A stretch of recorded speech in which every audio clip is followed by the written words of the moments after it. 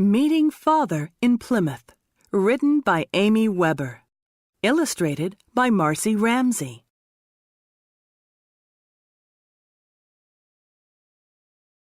Young, yet mature for her 7 years, Sarah hurriedly walked onto the Handmaid.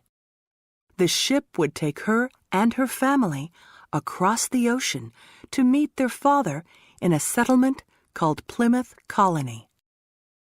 Math Minute. The Handmaid left Leiden, Holland on August 10, 1630. The ship landed at Plymouth Colony on October 29, 1630.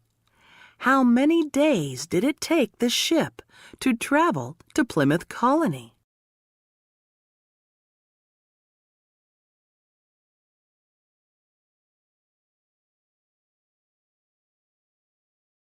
Hand in hand, she walked with her mother and 4 brothers onto the ship.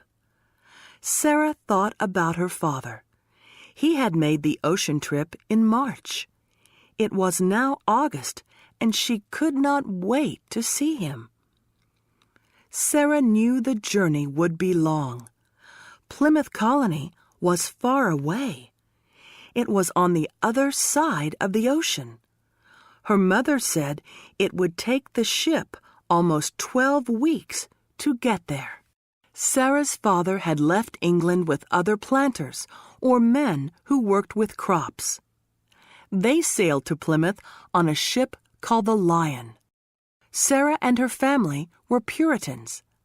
They sailed to Plymouth hoping to be free to follow their religion. In England, they did not support many of the king's decisions, so the king did not support them. So they had left England to stay in Holland until they could make the journey to Plymouth. What will Plymouth be like?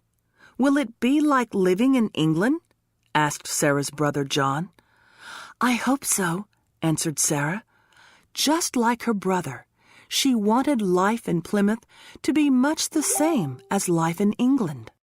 Sarah was sad to leave her friends Jane and Anne. She hoped she would make new friends in Plymouth, even though she had heard that only a few children lived there.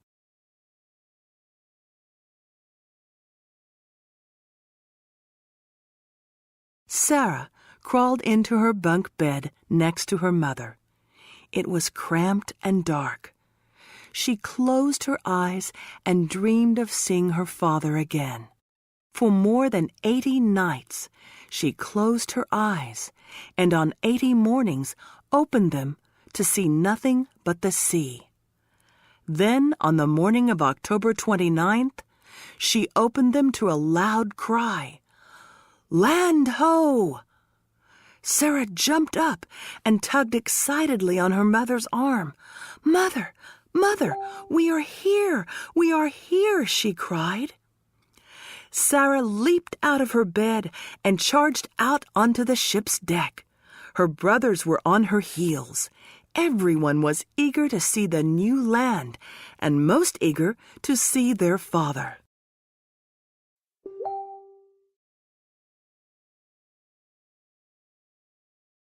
Soon the ship reached the rocky coast and pulled up to a dock in a small harbor at the edge of the settlement.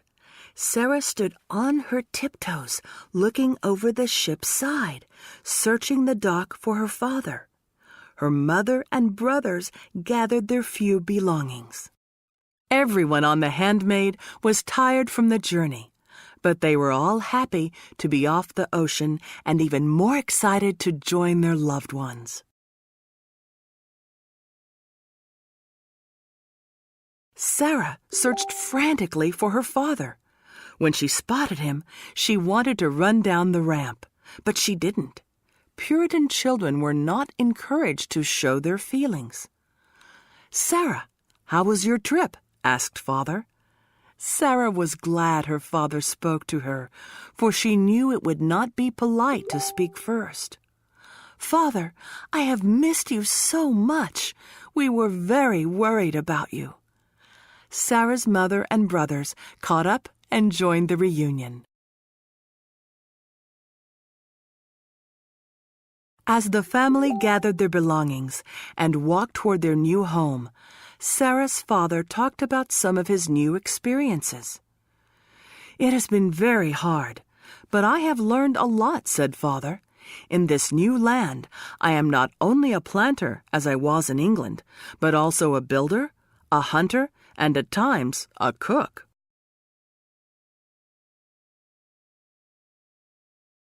Sarah looked around her.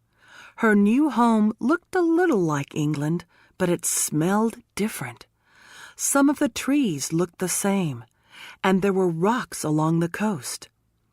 Sarah's new house was much smaller than their house in England. There was no glass in Plymouth, so the windows were made of waxed paper. In England, her home was made of stone, and here it was made of tree trunks and bark. Luckily, she had brought her own blanket from England, and it comforted her.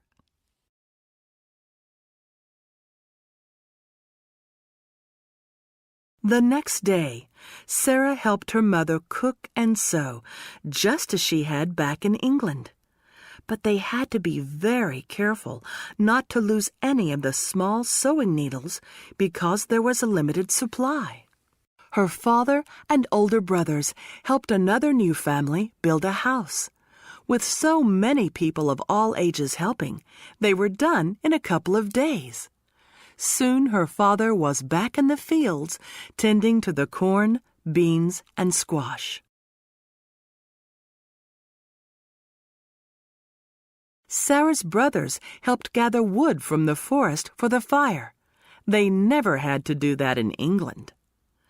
"When will we go to school, as we did in England, Father?" asked Sarah. "First, we must make sure that everyone in Plymouth has a home and food to eat. Until then, your mother will teach you." Sarah liked that. She thought that even though things were more different than alike between Plymouth and England, she was going to like living here.